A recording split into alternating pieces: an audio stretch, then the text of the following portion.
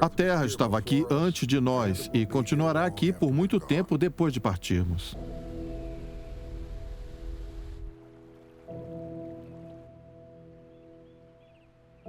Todos os seres vivos presentes nela evoluíram juntos ao longo de eras.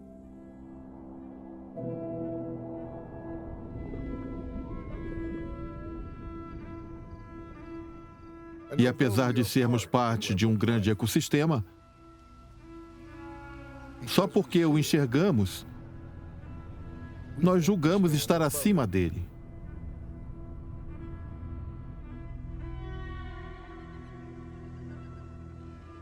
Usando o que a natureza nos deu, nós construímos um novo mundo, onde antes havia vida selvagem, e erguemos enormes civilizações. Parecia que nada era impossível para nós. Até mesmo o céu deixou de ser um limite. Estamos vendo os sintomas de uma realidade inesperada. Será que alcançamos os limites da natureza humana? Será esse o fim da linha para nós? É difícil dizer, estando aqui onde estamos, vivendo no amanhã de ontem.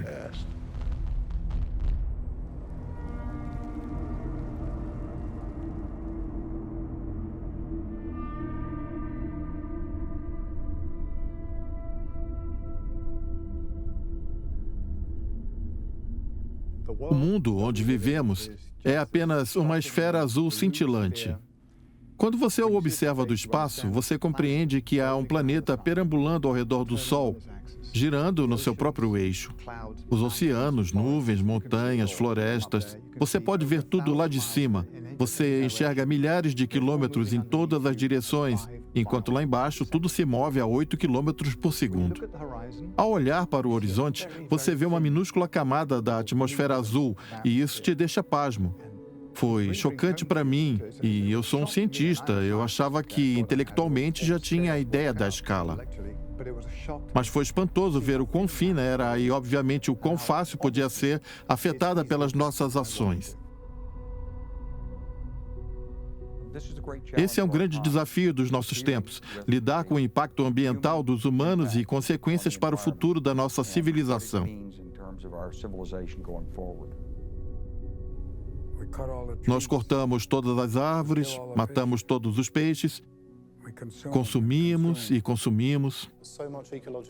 Basta abrir o jornal, a maioria das notícias sobre ecologia falam do fim do mundo, como se fosse, quando é que vai começar? Já deu a hora.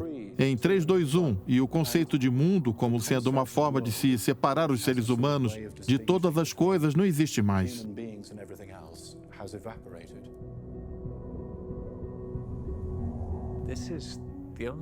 Esse é o único lugar que conhecemos em todo o universo onde podemos viver. A vida é uma bagunça. Estamos alterando inúmeros aspectos do meio ambiente da Terra.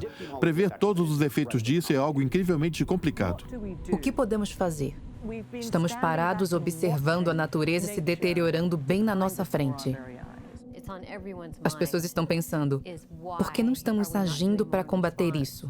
Nós usamos nossas habilidades para construir uma gigantesca sociedade tecnologicamente avançada, mas em nossa essência nós ainda somos animais. E um dos problemas é que, como animais, nós possuímos certas emoções e certas tendências que são contraproducentes dentro da nossa enorme e complexa sociedade. O filósofo Spinoza disse: o homem, na verdade, não compreende todos os processos inconsistentes que, na realidade, são os que controlam seus comportamentos e pensamentos conscientes. Talvez as soluções que buscamos já estejam conosco, nos nossos genes, nas motivações subconscientes, nos nossos instintos mais primitivos. Eu acredito que não somos a espécie mais adaptável que a evolução criou.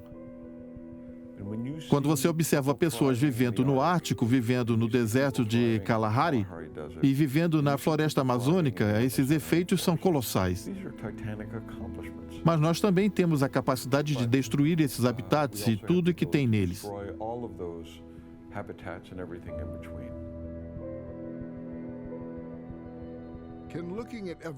Será que estudar a evolução nos ajudaria a entender o ser consciente que somos hoje e o futuro da humanidade?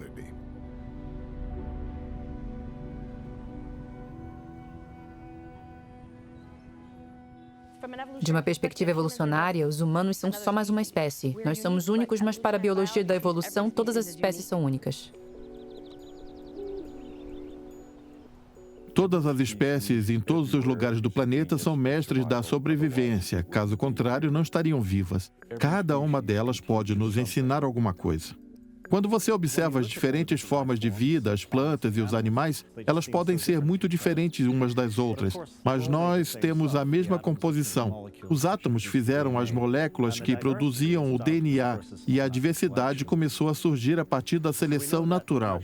Sabemos que ela permitiu o surgimento da diversidade como forma de privilegiar aqueles que melhor se adaptam aos sistemas. A seleção natural criou diferentes linhagens de organismos e nós estamos no topo de uma dessas linhagens. O fato de sermos animais não significa que por baixo da nossa civilização sofisticada nós somos um agregado utilitarista, pelo contrário. Isso significa que a arte e a sofisticação vêm de muito longe, desde os besouros com carapaças brilhantes, pois existe algo intrinsecamente não utilitário e lúdico dentro da evolução. Somos parte de um sistema, nós somos a natureza. Nós somos parte da Terra e, fundamentalmente, somos dependentes da boa vontade dela. Uma forte relação simbiótica com tudo que existe nesse planeta. Eu entendo que algumas pessoas dizem essa ciência, essas coisas não são da nossa conta e isso é do domínio de Deus. Não devemos nos intrometer. Eu consigo entender, mas não é isso que eu enxergo nas Escrituras. O que eu vejo nas Escrituras é, olha, eu quero que vocês vejam, eu estou me mostrando para vocês. Eu não vejo a ciência como uma afronta à minha fé. Eu vejo, na verdade, uma afirmação da minha fé. Somos uma novidade neste planeta. Nós somos a evolução mais recente. Nós somos uma versão de teste. Em termos evolucionários, os animais se adaptam às condições ecológicas, mas nós humanos somos capazes de controlar nossas condições ecológicas. A própria evolução é um processo onde os organismos se tornam mais eficientes em extrair recursos do ambiente. Os humanos são únicos na medida em que o que nos diferencia dos outros animais é o nosso domínio da tecnologia. Somos capazes de modificar nosso ambiente de uma forma que nenhum outro animal consegue. Nós, humanos, somos primatas de cérebro grande que tiveram a sorte de se tornarem bípedes e descobriram uma forma de manter outros animais afastados, arremessando coisas neles. Descobrimos como domar o fogo e usá-lo em nosso benefício. A evolução da nossa tecnologia nos permitiu expandir nossos territórios e manipular o ambiente de uma forma que nos beneficiasse.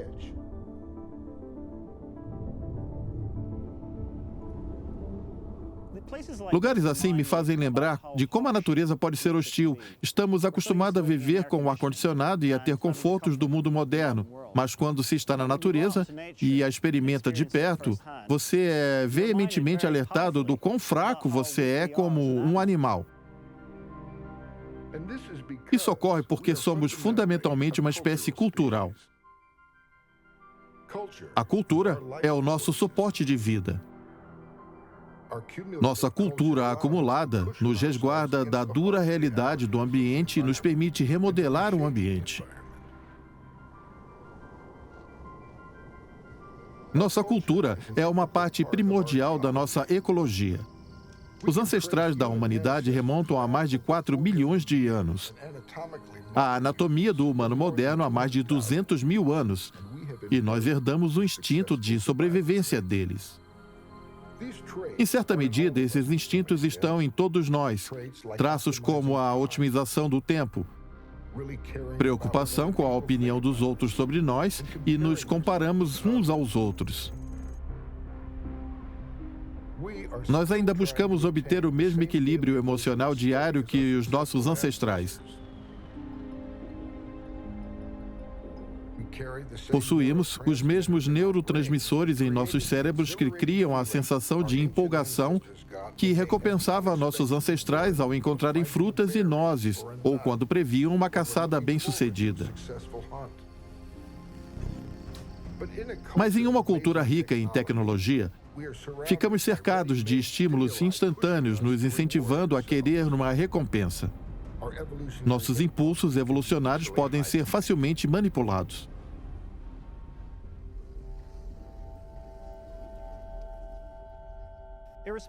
Independente do lugar no mundo onde você nasceu, imitar um ao outro está no nosso DNA.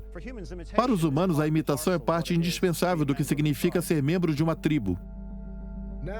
Agora, o foco de nossas adaptações é o ambiente cultural que criamos ao nosso redor. Se não nos adaptarmos à nossa cultura, não conseguiremos nos reproduzir e assim não sobreviveremos. Seremos ostracizados e o ostracismo para uma espécie social como a nossa é como uma sentença de morte. Nosso cérebro está dividido entre a forma como evoluímos para chegar até aqui e as circunstâncias modernas nas quais vivemos hoje. Nossas necessidades são tão diferentes assim das dos nossos ancestrais? A palavra necessidade pode significar desejo intenso, como em eu necessito de uma barra de chocolate. E eu tenho receio em dizer que acho que os Neandertais teriam amado Coca-Cola Zero. Eles pareciam estar puros e em forma porque não tinham essas coisas diferentes de nós, mas, presumidamente, eles tinham o mesmo sistema nervoso. Se for verdade que um Neandertal poderia ficar viciado em Angry Birds, então há algo verdadeiro na sociedade contemporânea de que a sociedade moderna ensina algo verídico sobre os povos antigos. Este é um cérebro humano moderno e, até onde se pode constatar, é idêntico ao cérebro dos indivíduos que viveram há 50 mil anos. Mas, obviamente, a informação que é estocada no cérebro moderno é bem diferente da que estava sendo estocada nos ancestrais. Resumidamente, o cérebro codifica informações e essas informações vão se alterando de geração para outra. Então, você pode entender o curso da evolução humana como um acúmulo da sabedoria e conhecimento de uma geração para outra.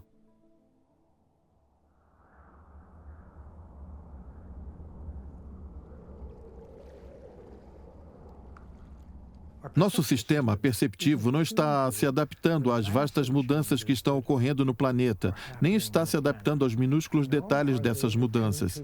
O alarme de ameaças do nosso cérebro, as amígdalas, os centros emocionais estão todos adaptados aos perigos dos tempos em que um arbusto se mexendo poderia significar um tigre prestes a te devorar. Ou a realidades simbólicas de hoje, como será que eu estou sendo tratado injustamente? Ou querido, precisamos conversar. Ou outras coisas que te aflijam hoje em dia.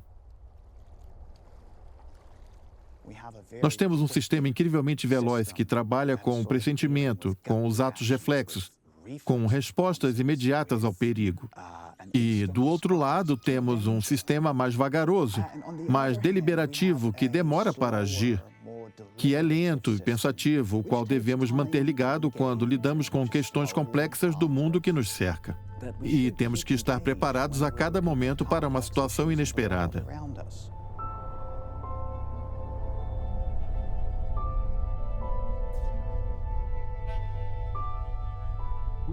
Somos seres físicos e biológicos vivendo em um oceano de energia cósmica.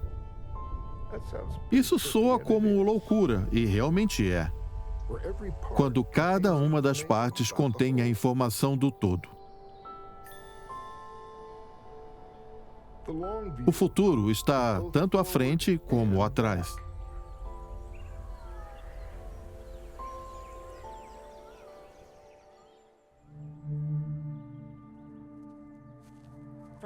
Por 99,9% da nossa história evolutiva, nós éramos caçadores-coletores, vivendo em grupos familiares pequenos onde todos tinham parentesco com todos, então havia um enorme interesse em cuidar um dos outros. Nós também vivíamos da terra de tal maneira que não superávamos a capacidade do ambiente de nos suportar.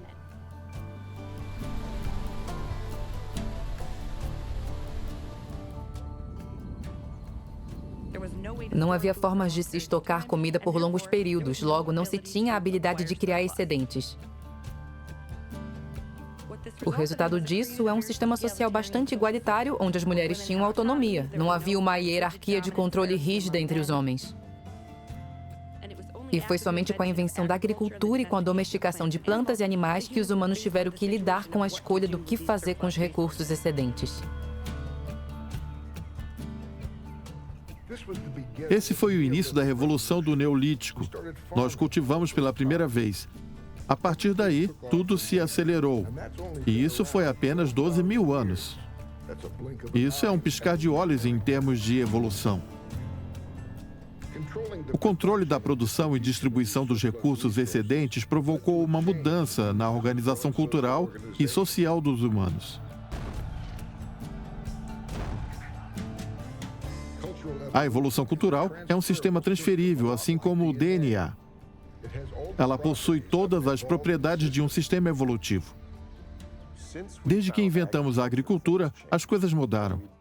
E nós começamos a nos comportar como uma grande entidade, como uma colônia de formigas, de cupins ou uma colmeia.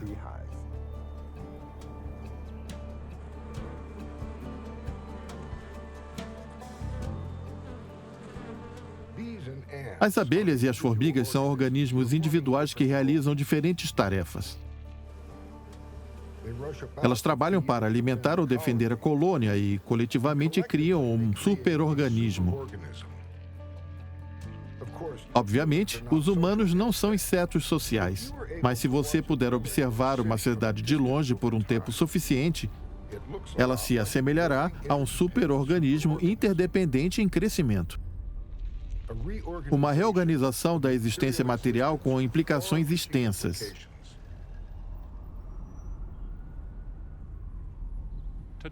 Vivemos hoje em um mundo de abundância material e energia barata, e isso nos leva a pensar que é algo normal para os humanos, que é uma condição natural para os humanos.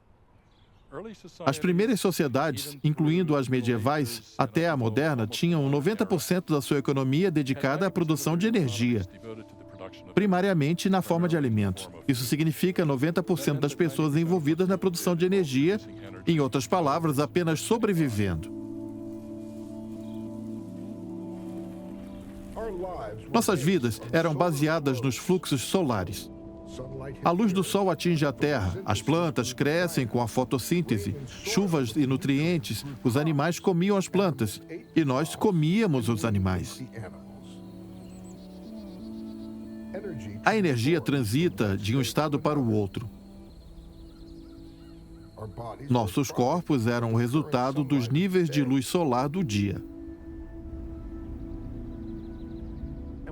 E nós somos apenas entidades transitórias que aparecem, se movimentam por um tempo e desaparecem. É como o sistema funciona. Nós temos essa chance de viver, de nos movermos pelo planeta, de fazer coisas aqui, de criar coisas, pois nós temos esse grande fluxo de energia vinda do Sol.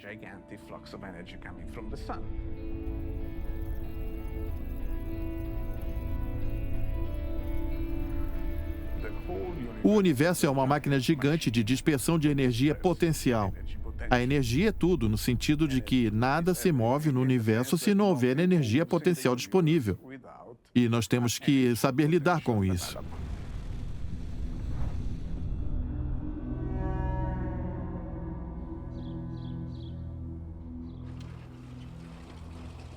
Nós também fomos capazes de aumentar essa enorme quantidade de energia usando matéria antiga, presa debaixo do solo da crosta terrestre, por meio do que chamamos de combustíveis fósseis.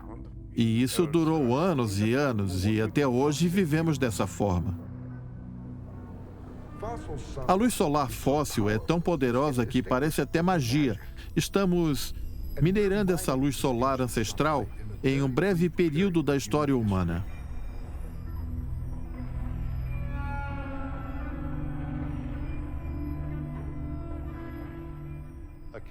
Cerca de 50% de proteínas e 80% de nitrogênio da composição química dos nossos corpos vem indiretamente da assinatura química da luz solar fóssil que estamos minerando. Então, somos diferentes de nossos ancestrais. Eles eram feitos de luz solar e nós somos feitos de combustíveis fósseis. Nas sociedades de caçadores-coletores, a energia solar fornecia comida suficiente para talvez uma pessoa para cada 2,6 quilômetros quadrados. A agricultura básica de subsistência pode sustentar mais pessoas, mas ainda é muito pouco em relação às densidades populacionais atuais.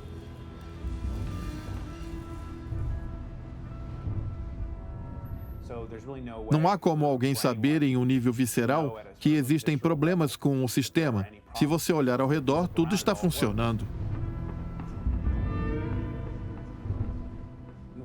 Nós sabemos que, historicamente, no período onde focamos nossa atenção, que costumávamos usar madeira. Sabemos que nossos predecessores usaram tanta madeira que tiveram que buscar uma outra alternativa. Eles mudaram para o carvão, depois mudaram para o petróleo. 80 anos atrás, o petróleo da América estava logo abaixo da superfície. Nós utilizávamos pouquíssimo maquinário para explorar esses poços transbordantes e conseguimos de volta 100 vezes a energia que aplicávamos. De repente, uma nova forma de transporte surgiu e, com isso, um novo modelo para como nos alimentávamos, como nos vestíamos, como construíamos casas, o que mudou totalmente a forma como vivíamos. Isso permitiu a nós nos mudarmos do meio rural. No decorrer da história humana, nós vivíamos meio dispensados para não sobrecarregar demais nenhum dos nossos recursos disponíveis. Quando nos tornamos capazes de importar comida ou energia, passou a ser possível morarmos onde quisermos. E o lugar onde queríamos morar era nas cidades. Então tivemos nossa migração em massa. Nós esvaziamos os campos. Nos mudamos para a cidade, pois usávamos o campo para plantar comida e poderíamos simplesmente transportá-la para a cidade. E estando na cidade, você pode fazer muitas outras coisas. Você pode desenvolver todo esse conhecimento, pode criar tecnologias, pode gerar um enorme crescimento econômico, quanto mais você vive dessa forma.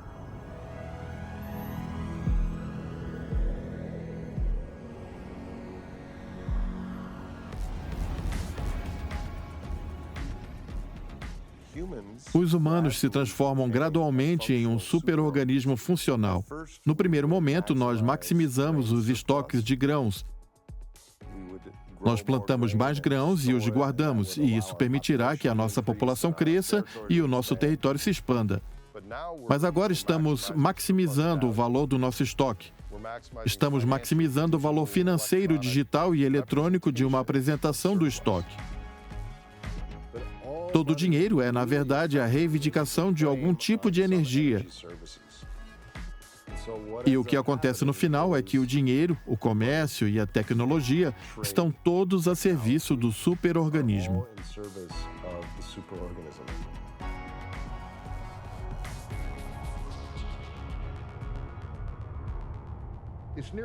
É praticamente impossível para os indivíduos viverem sem dependerem da sociedade moderna. Nós contribuímos com isso e dependemos de um superorganismo crescente para nos alimentar, vestir, energizar nossas comunicações sofisticadas e até mesmo nos proteger um dos outros por meio de guerras altamente organizadas. Nós vivemos dentro de uma rede interdependente consumidora de energia e nós nunca enxergamos o quadro geral. Um estado de fartura pode ter consequências indesejadas. É o paradoxo dos nossos tempos.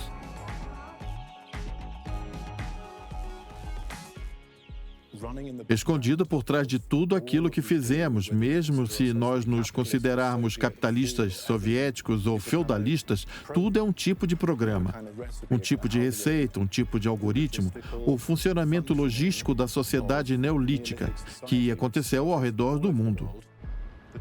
O problema é que depois de usar e reutilizar esse sistema várias vezes, a partir de um ponto, ele começa a mostrar seus defeitos. Por exemplo, se eu ligar o meu carro, isso é estatisticamente insignificante do ponto de vista do aquecimento global. Já bilhões e bilhões de carros sendo ligados têm um impacto e isso é um paradoxo. Estamos emaranhados em um sistema de produção, de manufatura e de consumo. É extremamente importante reconhecer que todos fazemos parte do sistema.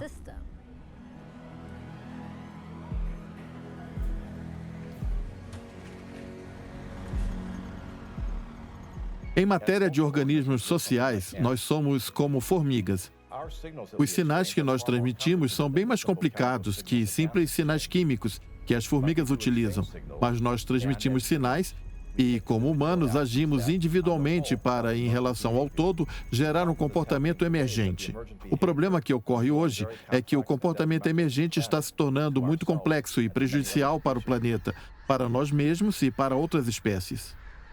O comportamento emergente está em todo lugar e pode ser veloz e imprevisível.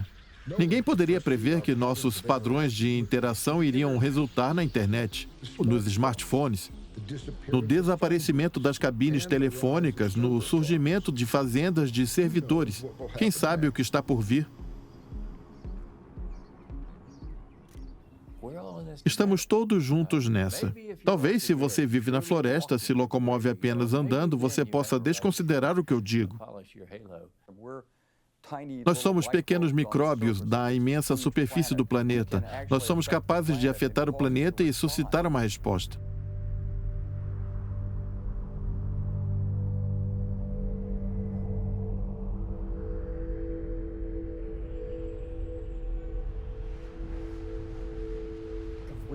Se não pararmos de emitir dióxido de carbono nesses níveis, logo enfrentaremos problemas. Teremos distúrbios climáticos descomunais. Os cinturões de chuva se moverão.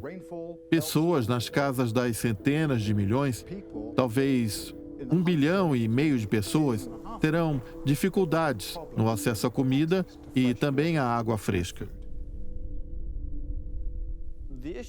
O problema não está nas épocas quentes e frias do mundo. Os tempos estão mudando. A parte interessante é como o mundo se altera quando nós aumentamos drasticamente a concentração de dióxido de carbono e outros gases do efeito estufa na atmosfera.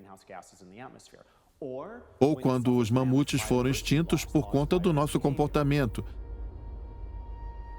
Se uma grande mudança se aproxima e queremos saber o que pode acontecer no futuro, o que faremos? Olhamos para o que aconteceu no passado. O histórico geológico reforça os ensinamentos dos modelos climáticos. Quando dizem que se a quantidade de dióxido de carbono dobrar, nós teremos um aumento de 2,5 a 3 graus na temperatura, a história da Terra corrobora totalmente com essa informação. A maior parte da minha pesquisa é focada na reconstrução do clima do passado. Observamos uma transição drástica, e isso não ocorre com frequência, pois na história da Terra as coisas mudam lentamente. Eu iniciei esse projeto há 3 anos. O objetivo era averiguar um evento ocorrido há cerca de 120 milhões de anos, e foi para explorar exatamente isso.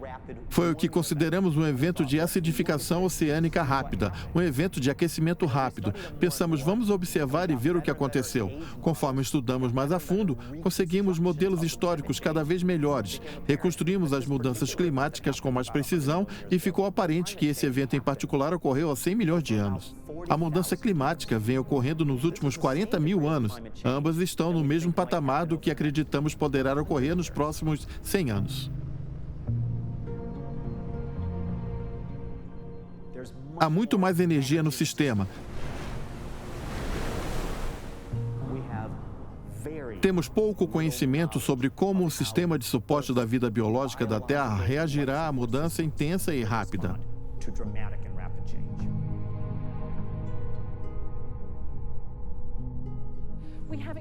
Temos biomas extraordinários no planeta. Todos são como peças únicas de um quebra-cabeça.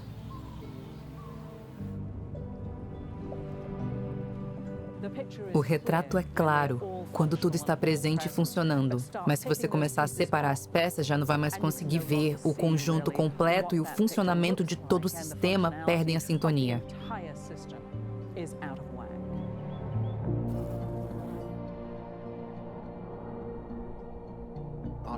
As geleiras do Ártico estão encolhendo. A Groenlândia está perdendo 300 gigatoneladas de gelo por ano, o mesmo que 300 quilômetros cúbicos de gelo desaparecendo todo o ano. O oceano está mudando. Vemos um aumento significativo no nível dos mares, esperamos poucos metros até o fim do século, talvez mais. Tudo isso são fatos. O problema não é a mudança, é a velocidade na qual ela ocorre. Quanto mais rápida for a mudança, menor o tempo para a adaptação. Quanto mais rápida for a mudança, menos tempo as árvores têm para se adaptar ou os plânctons no oceano. Quanto mais rápido a mudança vier, menos tempo os ecossistemas terão para se adaptar. E quanto mais complexos eles forem, mais difícil será prever quais serão as consequências dessa mudança.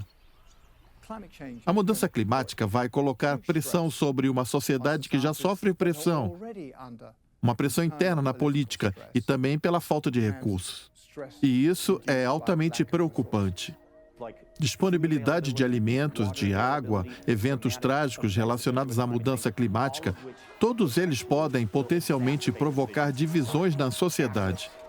O acesso às riquezas cria divisões, o acesso à comida e água intensifica as divisões. Isso vai impactar a forma como os humanos vivem no planeta. E quando esse impacto chegar, as pessoas se mudam, ficam furiosas, as terras passam a valer mais ou menos. As populações se movem e essa mudança desestabiliza os governos.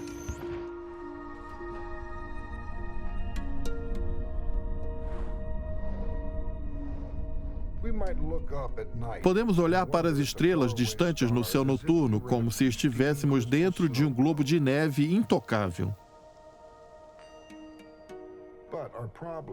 Mas nossos problemas não podem mais ser empurrados para o quintal dos mais desafortunados dentre nós. Não. Aqui estamos e daqui viemos, onde tudo, desde os fazendeiros, cães, luzes de LED, flores, lápis, políticos, micro-ondas e pinguins, o passado, o presente e o futuro estão interligados.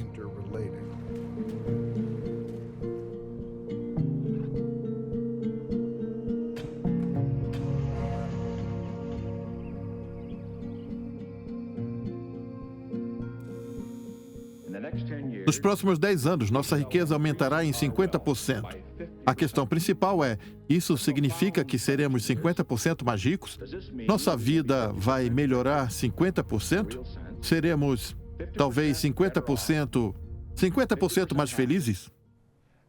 Apenas obter mais fatos sobre mudanças climáticas, sobre a escassez do petróleo, sobre a destruição ambiental, as pessoas não sabem o que fazer porque elas compõem esse organismo na tentativa de conseguir mais substâncias cerebrais de satisfação. A esteira vai encolhendo, encolhendo, encolhendo. E o número de pessoas que querem subir nela vai aumentando, aumentando e aumentando. Eventualmente não haverá mais espaço para correr e as pessoas começarão a cair. Muitas pessoas cairão.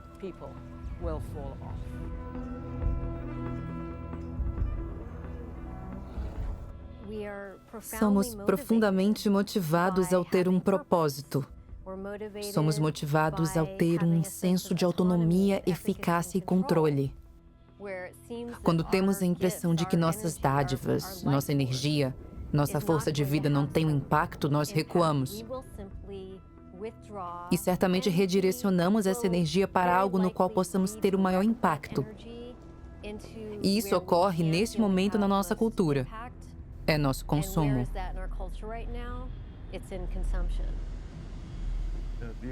O economista Immanuel Wallerstein falava sobre a teoria dos sistemas mundiais, onde todas as coisas se conectavam para o bem ou talvez para o mal. E vivendo aqui, na parte mais industrializada do mundo industrial, nossos tentáculos alcançam qualquer lugar.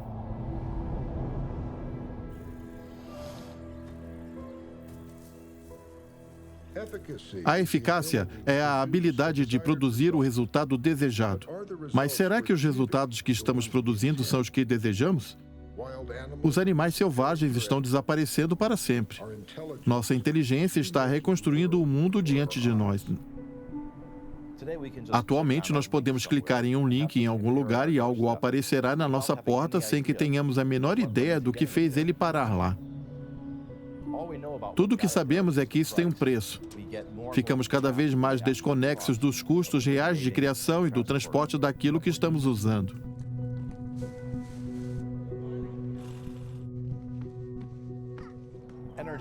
A energia é o centro da física.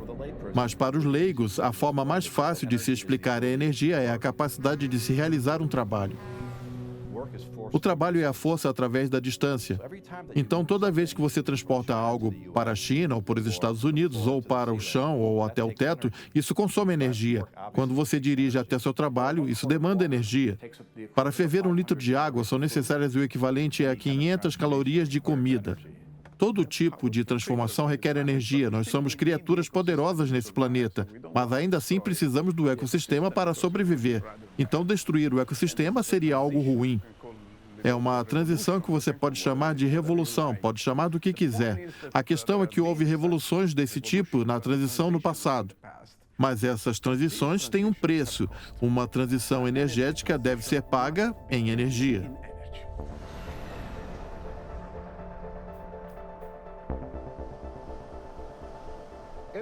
A energia é a moeda da vida. A energia cria movimento e alimento. Todo tipo de vida lida com fluxos energéticos.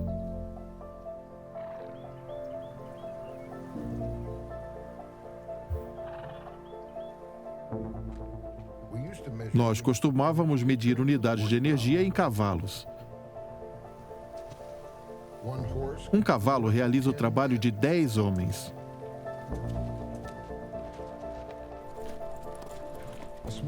Um trator pequeno realiza o trabalho de 40 cavalos.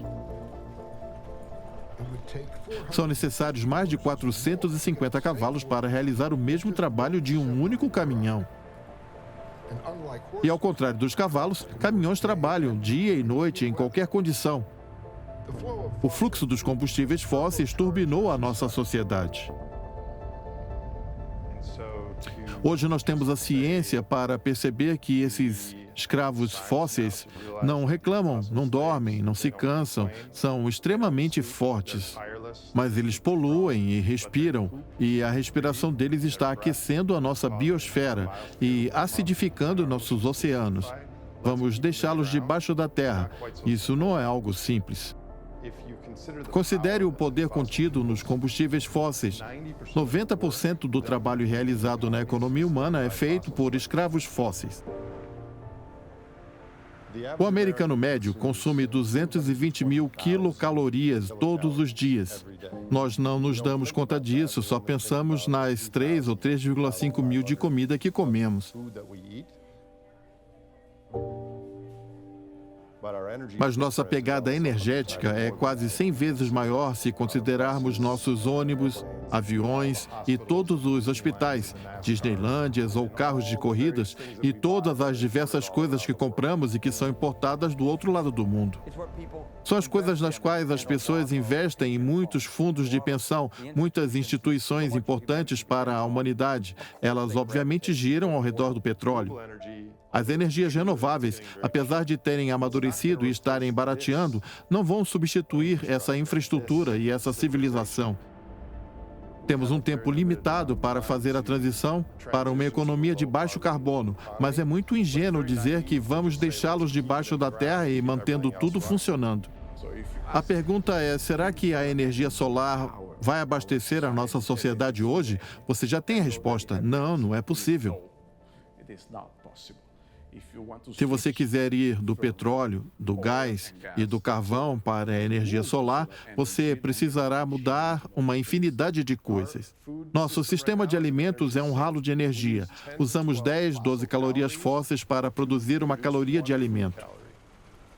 Nesse momento, temos cerca de 100 trilhões de dólares em maquinário no planeta movido a gasolina ou diesel. Quando pagamos $50 por um barril de petróleo, temos milhares de escravos fósseis nas nossas costas. A quantidade de carros e caminhões pequenos nas estradas americanas está entre 250 e 270 milhões. Estamos falando do equivalente a mais de 10 anos de produção e uma riqueza equivalente a um ano do PIB para ser substituída. Você não conseguirá fazer essa mudança do dia para a noite. Existe um parâmetro bem simples para avaliar esse tipo de coisa, que é chamado de retorno de energia para energia investida. A energia não custa dinheiro. Pode até custar, mas o seu custo real é em energia. O petróleo é a maior indústria do planeta, então é ele quem define o ritmo em termos inflacionários. Se você aumentar o preço do petróleo, todos os outros preços também sobem, até as pessoas se acomodarem e ainda conseguirem arcar com o preço da extração do petróleo. Não é que estamos ficando sem petróleo, carvão ou gás, está apenas ficando mais caro em termos energéticos para adquiri-lo. Para ficar mais caro, ele traz menos benefícios para a sociedade. Na década de 30, o petróleo da Beverly Hillbilly borbulhava no chão e nós utilizamos ele todo. A quantidade de energia líquida, que é aquilo que sobra depois de pagar o custo da busca pela extração dele, vem caindo anualmente.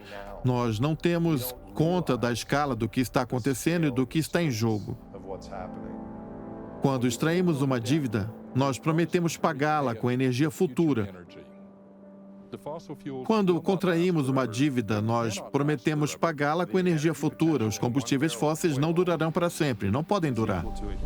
A energia potencial de um barril de petróleo é igual à de um humano que trabalha por 40 horas semanais durante 4 anos e meio. Você precisa pensar no futuro, precisa economizar algo para que possa colher energia renovável depois. Tem um ditado que diz: não coma o que você não vai plantar.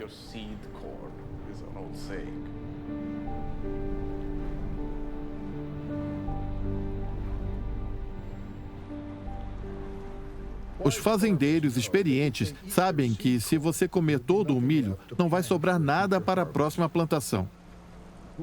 Será que as gerações futuras vão olhar para o dia de hoje e considerar a maior parte da energia que gastamos como desperdício? Será que estamos comendo todo o milho? Muitos de nós esperam um nível de conforto e conveniência nunca antes visto no nosso passado biológico.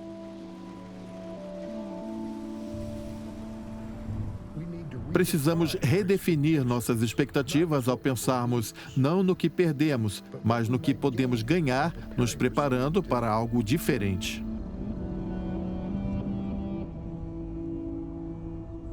Os combustíveis fósseis são ruins? Vamos mantê-los embaixo do solo e fazer uma grande campanha de desinvestimento para zerar os investimentos em carvão, petróleo e gás natural. Mas se pararmos de investir em ações, se continuarmos voando, dirigindo e mantermos uma infraestrutura focada em transporte barato e conectividade global de cadeias de abastecimento, então um fundo de investimento aparecerá e comprará todas as ações 5 centavos mais baratas. Quando falamos sobre coisas como petróleo, nós podemos facilmente incorrer no discurso de um viciado. Vou deixar essa garrafa de bebida no armário. Eu não vou beber nenhuma gota. Isso significa que, paradoxalmente, você ainda pensa sobre a bebida. Isso, de fato, não é pensar diferente. Isso, de forma alguma, é um pensamento diferente. Há um efeito colateral vindo desse mito de que as coisas precisam funcionar normalmente e que esse funcionamento normal é algo real.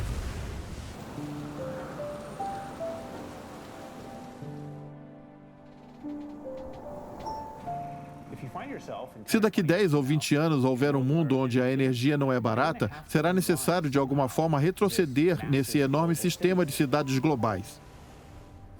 Você pode olhar para o passado e observar as vezes em que isso aconteceu. Um dos motivos pelo qual o Império Romano ruiu foi por conta de que não era mais capaz de levar comida e mantimentos para Roma e também para outras cidades. As cidades deixaram de ser habitáveis. Não conseguiam mais se manter.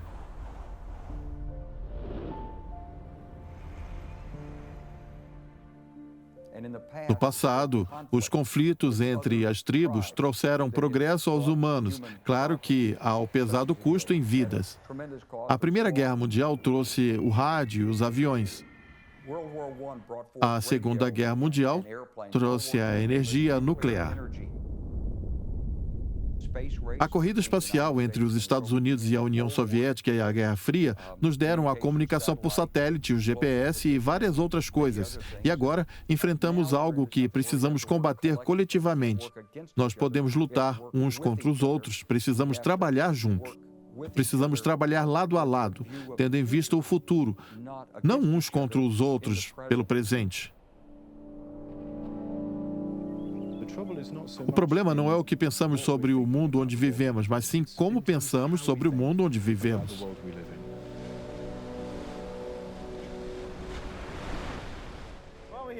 Aqui nós temos um cérebro humano. Quando você o vê de verdade, ele é meio desapontador, não é? É meio pequeno. E se você for pensar no que ele é capaz de fazer, imaginar tudo que vem desse pequeno objeto é fascinante.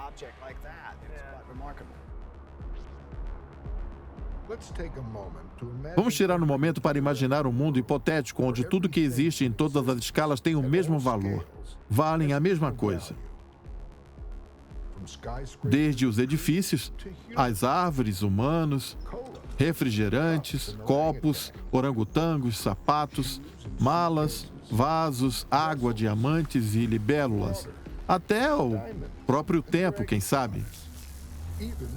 Se conseguimos imaginar que tudo é basicamente igual, então veremos que o que na realidade que percebemos vem do juízo de valores que existe em nossas mentes.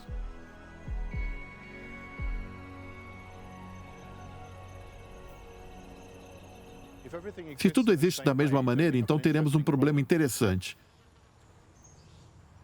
Se for verdade que apenas por existir eu estou matando inúmeras formas de vida, então eu preciso escolher quais formas de vida eu prefiro matar. Eu precisarei ser consciente e claro a respeito disso. Ao ser consciente e claro sobre algo é incrivelmente cansativo. Há sempre uma consequência indesejada naquilo que você faz, por exemplo.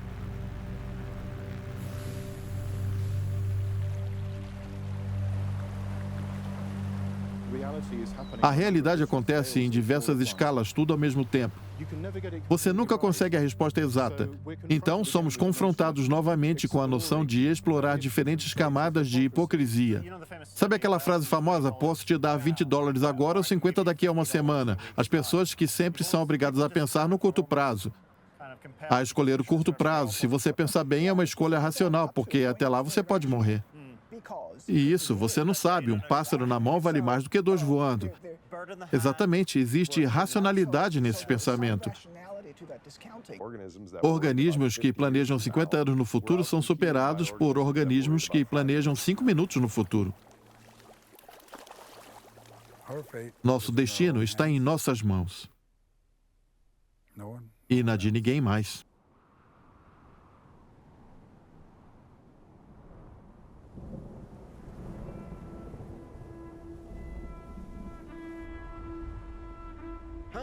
Como podemos moldar e melhorar o futuro? O que define a nossa identidade? Nossos desejos nos definem?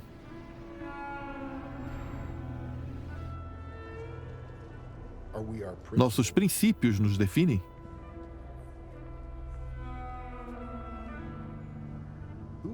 Quem somos nós?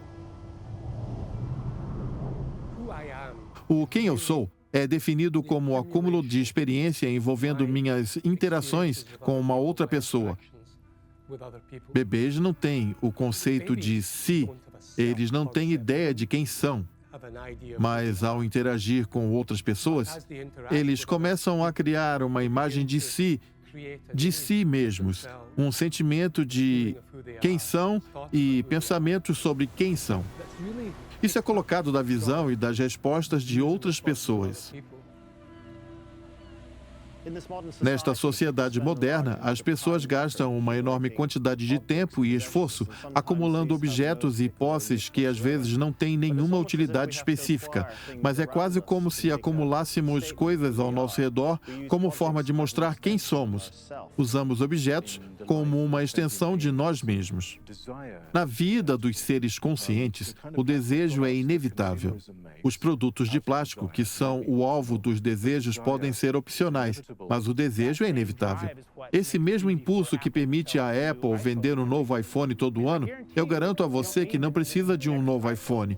Você nem sequer sabe das novas funções que ele terá até que você finalmente as veja, mas você tem certeza absoluta que gostará delas assim que as vir. E essa é a questão principal da noção da obsolescência dinâmica. Você tem a permissão de conquistar um certo estado emocional. por um curto período de tempo e, na mesma velocidade em que ele veio, ele começa a desaparecer. Nós amamos de verdade aquilo que nos faz sentir rápido, aquilo que nós queremos sentir. Nós podemos ter desenvolvido uma mente consciente hoje com muito conhecimento, tanto tecnológico quanto cultural. Mas a forma como pensamos ainda é fortemente influenciada pelo inconsciente primitivo que desenvolvemos há milhões de anos.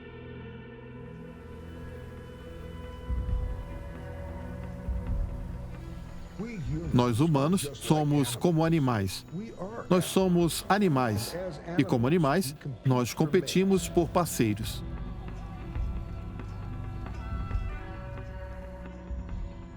Organismos na natureza que exibem recursos extra, como caudas chamativas ou grandes chifres. Então, estão buscando por parceiros, dizendo: meus genes são tão bons que eu não preciso economizar. Veja como sou forte, tenho características incríveis. O mesmo fenômeno acontece nas sociedades humanas para impressionar membros do sexo oposto. Muitas dessas demonstrações necessitam de gastos energéticos e de recursos naturais dispensáveis para nossa aptidão genética. Mas são sinais culturalmente considerados como importantes. A questão do status e da exibição do nosso status, acredito que é um ponto determinante na formação do nosso comportamento. Sim. Quem melhor entende sobre isso são as pessoas do marketing e da propaganda, pois eles trabalham vendendo coisas. O que eles exploram são coisas de grife, ou coisas com as quais as pessoas se importam, pois eles entendem intuitivamente que somos todos animais em busca de status social.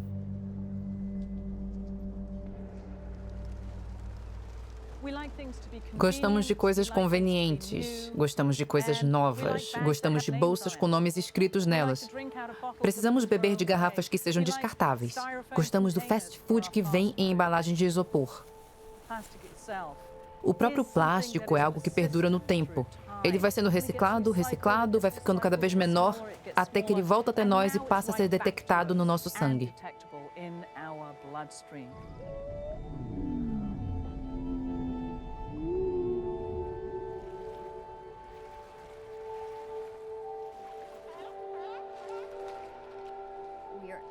Estamos fora de sintonia com o que ouvimos e compreendemos, com o que sabemos e com a vida que levamos, incluindo todas as coisas que eu adoro e que são ecologicamente problemáticas, mas que adoro mesmo assim. Temos uma ideia tão positiva sobre nós mesmos que, para manter essa caracterização, nós damos atenção apenas às informações que confirmam esse viés.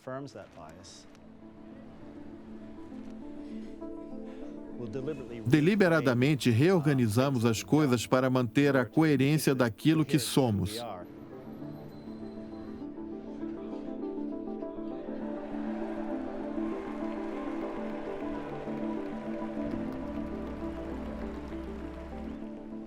Nossos cérebros criam distorções constantemente, não temos contato direto com a realidade. Um dos instrumentos importantes que desenvolvemos para auxiliar nossa sobrevivência é a identidade de grupo.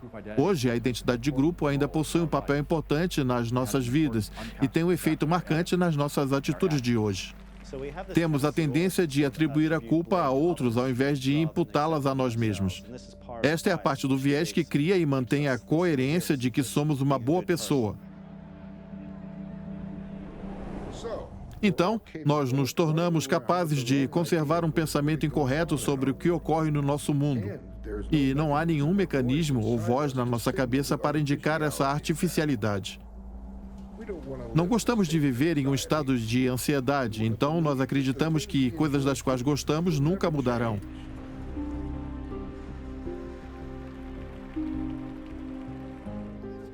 Será que nós confundimos aquilo que necessitamos com aquilo que desejamos e aquilo que desejamos com o que necessitamos?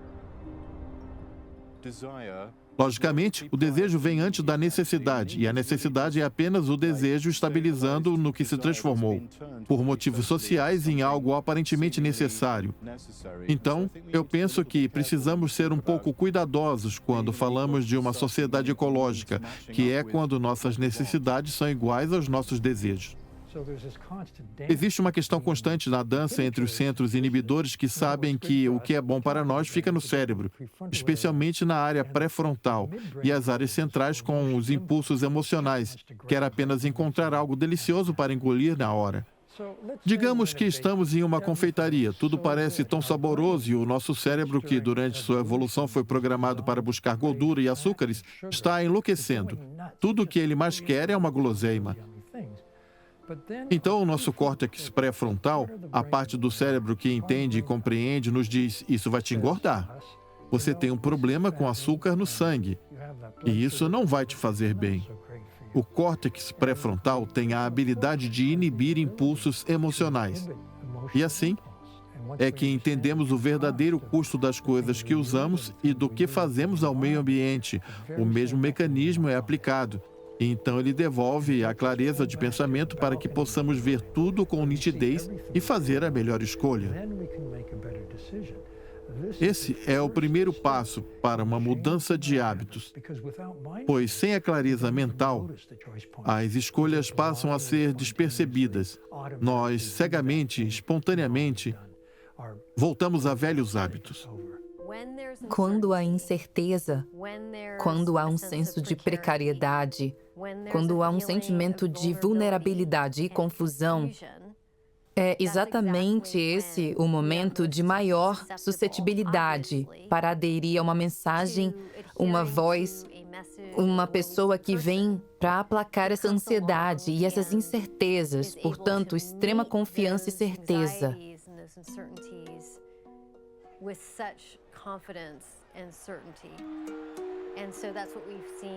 É isso que vemos acontecer repetidas vezes na política.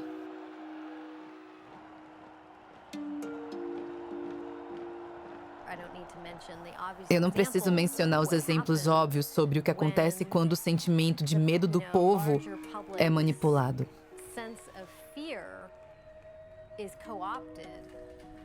Cerca de metade da riqueza de um país pertence a 1% da população, enquanto há muitos de nós, e meus pais com certeza estavam entre eles, que estão batalhando diariamente para sobreviver. Eles, durante os anos 30, viram de perto pessoas passando fome, então não guardavam o suficiente para viver. Muitos americanos não presenciaram isso, mas alguns ainda passaram por isso. Então eles se sentem ameaçados e amedrontados pelo desemprego e pensam no curto prazo. É uma relação simbiótica, é confuso saber quem está no fundo e quem está no topo, e isso pode colapsar a qualquer momento.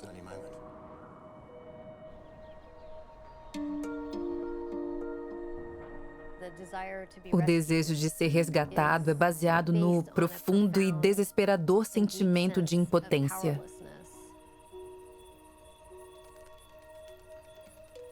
Abra o jornal ou assista a um documentário sobre ecologia e você terá todo tipo de fato projetado para fazer você sentir medo, infelicidade e culpa. É assim que dialogamos sobre desastres ecológicos. O problema é que, psicologicamente, nós nos posicionamos em um momento antes disso acontecer. De alguma forma, nos dando a escolha de trilhar ou não esse caminho. A verdade é que já estamos no caminho. E daí não tem mais jeito. Quando nós da ciência climática falamos sobre a realidade de mudança climática num primeiro momento, nós parecemos pessimistas. A relação natural de alguém ao ouvir mais notícias e depois ouvir de alguém, não, isso não é verdade, é, de uma certa forma, ter a esperança de que essa pessoa que diz que isso não acontecerá esteja certa. Por 6 anos, no Congresso, eu disse que a mudança climática era uma balela e eu nem sequer sabia algo a respeito disso. Já que eu represento o distrito mais republicano de todo o estado mais republicano da nação, eu sabia que não poderia me opor a isso. Então, o meu filho veio até mim, ele iria votar pela primeira vez, tinha acabado de fazer 18 anos e disse: pai, eu vou votar em você, mas precisa acertar sua postura sobre o meio ambiente. Seu filho está doente. 98 médicos dizem, trate-o dessa maneira. 2 médicos dizem, não, essa outra maneira é a forma correta. Eu vou ficar com esses 2. Você está colocando seus filhos em grande perigo. Algumas pessoas acham que o que temos aqui é um déficit de informação e que se nós dermos mais informação científica para as pessoas, mostraremos a elas a ciência, então elas se convenceriam. Há pessoas ganhando a vida e lucrando muito dinheiro em programas de rádio e TV falando todo tipo de coisa. Eles passaram a noite de ontem no Holiday Inn Express e agora são especialistas no clima. É um problema de identificação. É do tipo, isso não é da minha tribo, não pertence ao meu grupo, não é nosso grito de guerra, não cantaremos sobre isso. Com frequência, a ciência climática é apresentada como uma espécie de religião na qual você precisa acreditar. Não peça para pessoas acreditarem na ciência climática, apenas diga, aqui estão os dados. O que sua fé tradicional diz, o que você deve fazer com esses dados? Para mim, ela diz que sou um protetor dessa gloriosa criação. Às vezes a ciência acaba errando, mas outras vezes ela se revela certeira. Mas a chave do esforço científico, que é o que discutimos hoje, é a transparência. O acesso aos dados e a falseabilidade dos dados. É assim que a ciência progride. Estou ansioso para ouvi-lo, senhor presidente. Obrigado. Obrigado. Ocorreram grandes revoluções no nosso pensamento através das civilizações. Por exemplo, por milhares de anos, pensou-se que a Terra fosse o centro do universo.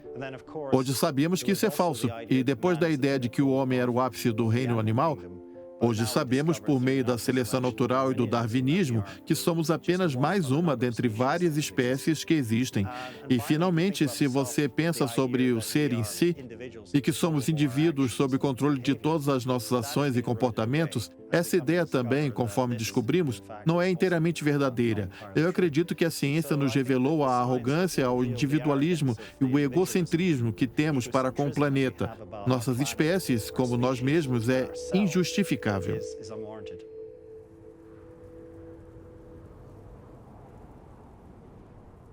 Ecologia é uma palavra que deriva do grego oikos, ou moradia. É o estudo da relação que liga todos os membros da moradia terrestre.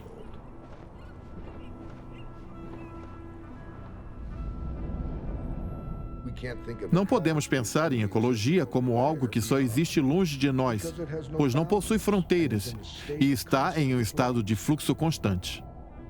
A ecologia é íntima, entra em contato com a nossa pele e a trepassa. É permeável, livre e caótica. O interno e o externo estão sempre entrelaçados. Quando falamos sobre a sustentabilidade, o que é que desejamos sustentar?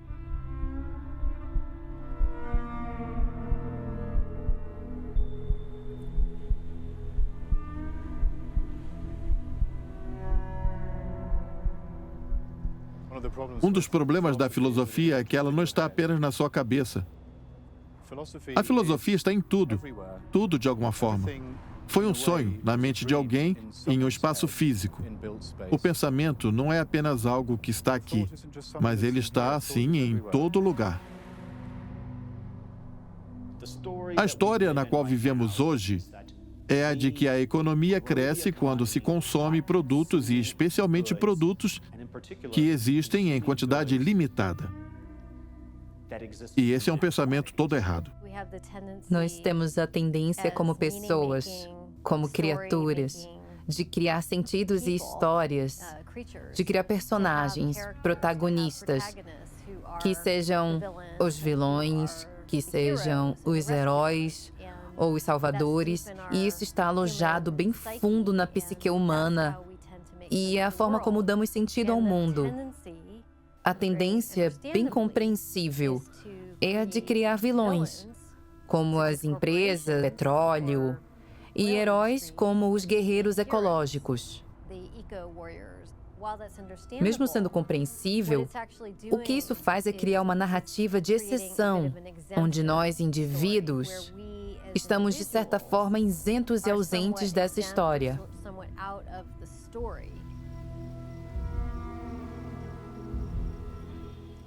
Há muitas críticas na nossa cultura dizendo que o capitalismo é ruim e que sem o capitalismo não estaríamos impactando as coisas. E essa é uma verdade parcial.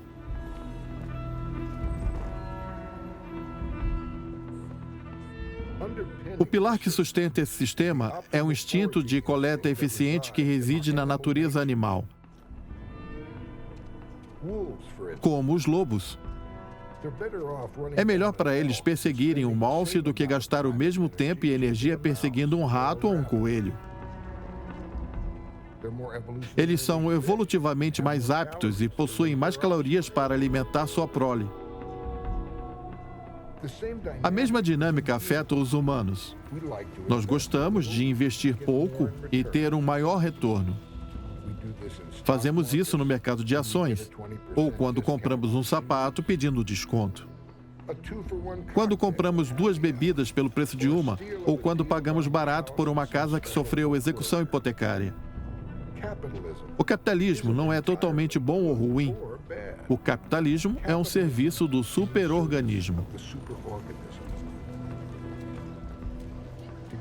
Juntos, nós agimos como uma enorme matilha de lobos, sedentos por energia.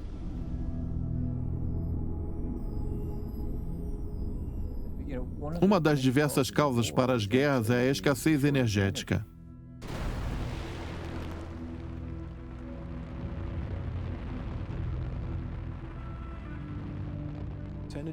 Já que a energia sempre flui de um estado mais compacto para um estado menos compacto, a entropia é o motivo de tudo sempre tender a zero. Nós não podemos criar uma máquina que reverte a entropia. A entropia é o que faz o tempo correr em apenas uma direção. A entropia é a razão pela qual você nunca vê um vidro quebrado se reconstruir. E se você está em busca de uma máquina ecológica perfeita para poder introduzir de volta no sistema toda a energia que foi sugada dele, eu receio informar que você vai ter que esperar até o fim do universo.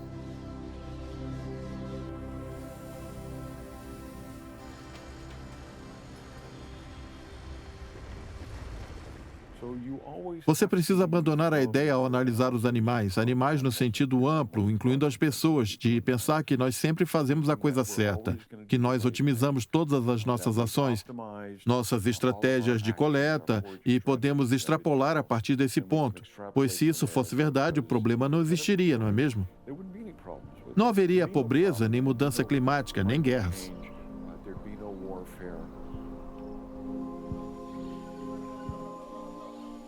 O lugar onde você está é onde você permanecerá.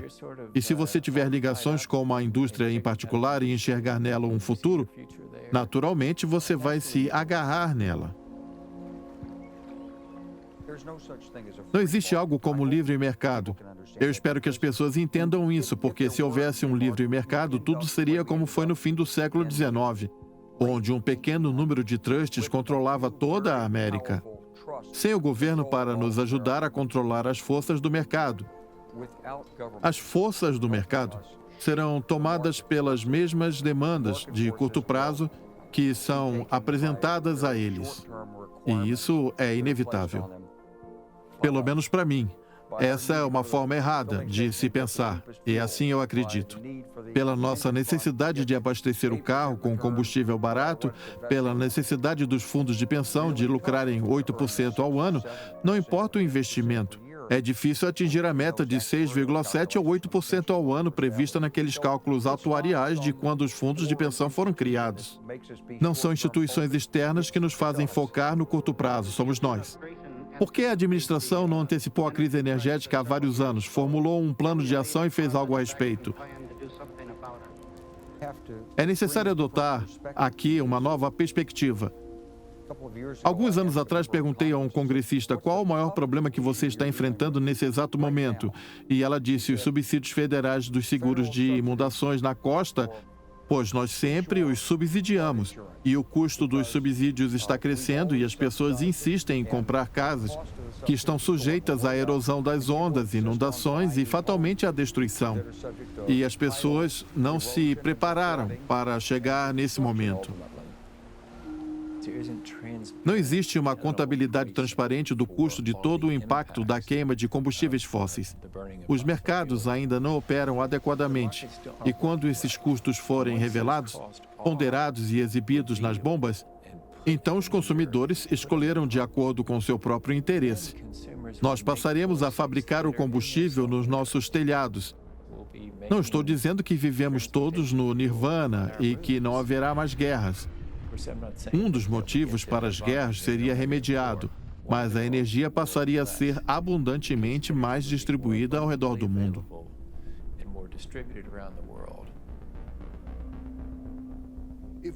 Se quisermos viver de acordo com o nosso nome, Homo sapiens, que significa homem inteligente, precisamos compreender nossas motivações, desejos e justificativas subconscientes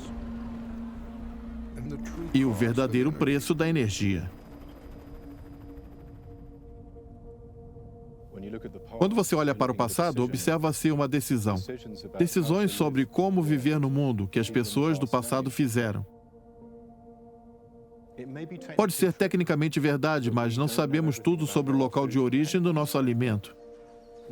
Nós continuamos a repetir que isso é algo difícil, mas basta ler o rótulo da caixa de cereais. Ele vai te contar tudo.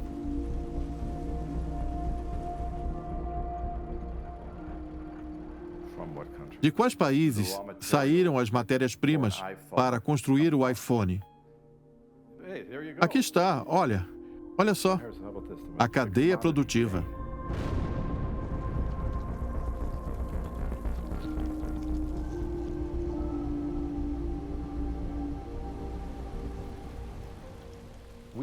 Nós sabemos que determinadas coisas que fazemos ativam certas partes do nosso cérebro, ou inspiram uma determinada atitude, ou imprimem alguma resposta, qualquer que seja a forma como nos referimos a isso.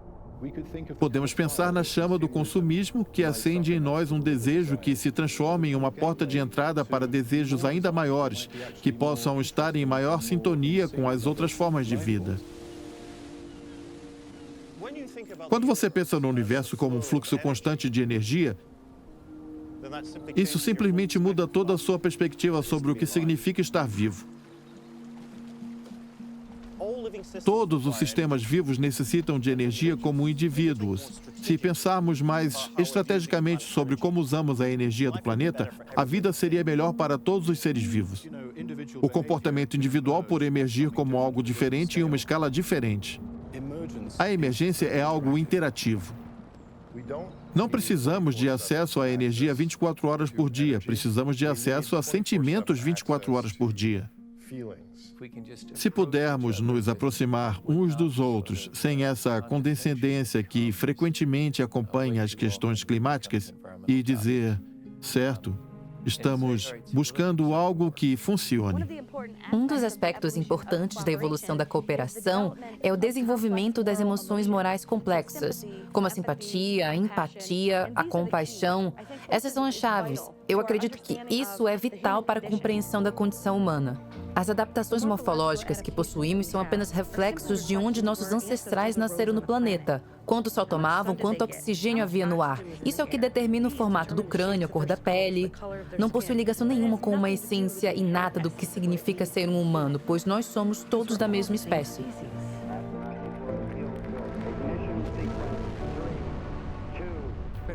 Essa tem sido uma linda jornada para a humanidade, mas veja só, esse maravilhoso conjunto de problemas que precisamos combater daqui em diante. Não precisamos sequer ir até Alpha Centauri para encontrar esses problemas ou aprender sobre nós mesmos. É sobre como nós olhamos para os problemas no longo prazo. Será que conseguimos incorporar a sabedoria que herdamos aqui e trilhar um futuro com sabedoria? No nosso conselho, em Onondaga, quando olhamos para o futuro, nós nos dirigimos uns aos outros dizendo Suionizo, através do fogo. Suionizo. Eu perguntei a um dos chefes, meu tio, dizendo o que isso significa, e ele respondeu: significa os líderes. E eu disse: não, o significado real, literal. Ele falou: significa vocês que enxergam um futuro distante.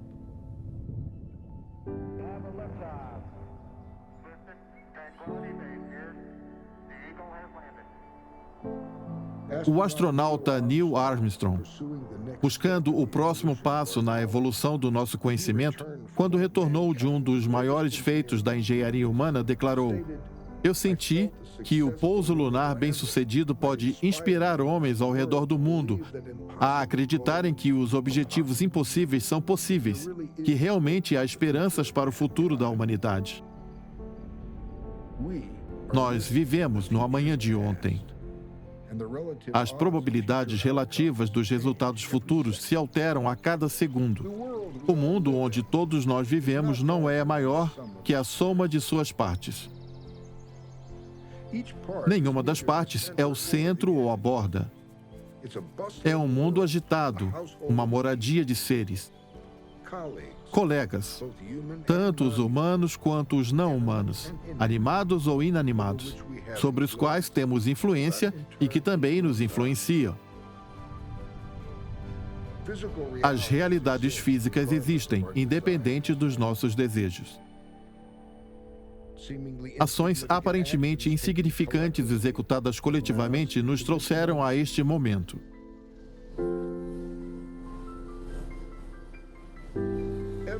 Tudo é um sistema de relacionamentos e não é fácil encontrar as conexões.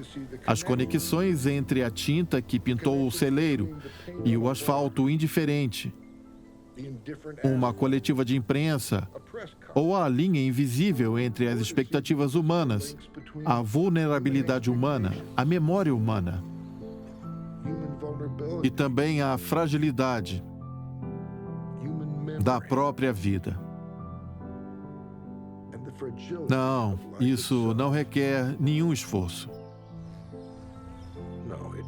Porque a energia existe em muitas formas. É tanto o meio quanto o fim das nossas buscas. Todos nós contidos no abraço da atmosfera. Não precisamos ser poetas, cientistas, super-heróis ou santos. Cada um pode pensar sobre como pensamos. Será que a solução está dentro de nós? Nós somos a humanidade. A engenhosidade está em nosso DNA e podemos observá-la. Que tipo de futuro você gostaria de ver? O que você está disposto a oferecer para contribuir com esse futuro? Pergunte-se: o que eu estou disposto a fazer? Que não seja algo que exija um esforço maior que você está disposto a fazer, nem uma contribuição pequena só para aliviar a culpa, mas que não cause efeito nenhum.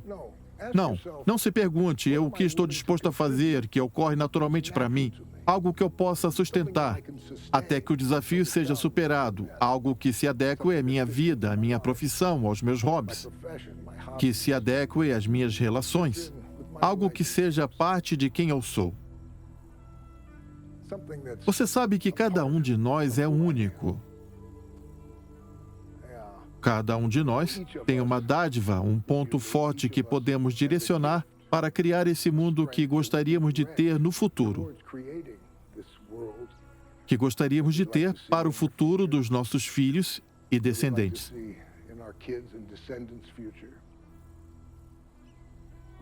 Nós amamos nossas crianças, não amamos? Uma frase do filósofo religioso Pierre Teilhard de Chardin me vem à mente. Após dominar os ventos, as ondas, as marés e a gravidade, nós colhemos para Deus a energia do amor. E então, pela segunda vez na história do mundo, o homem descobrirá o fogo.